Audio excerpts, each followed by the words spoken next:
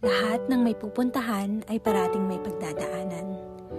Being a Christian does not exempt us from storms of life. Akala ko noon kapag naniwala at nagtiwala ako sa Panginoon, magiging magaan at magiging okay na ang lahat para sa akin. Pero hindi pala. Walang immunity. Lahat tayo ay may dadaanan at may mararanasan. But God is fair and He is also faithful. Know that your current suffering is just a stopover, not your final destination. Dahil lahat ng may pupuntahan ay parating may pagdadaanan. Our present suffering is a test of our character. Kaya huwag ka lang maniwala.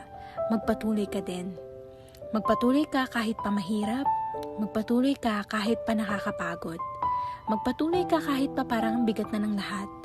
Magpatuloy ka kahit pa malungkot ka. Magpatuloy ka kahit pa parang nag-iisa ka na.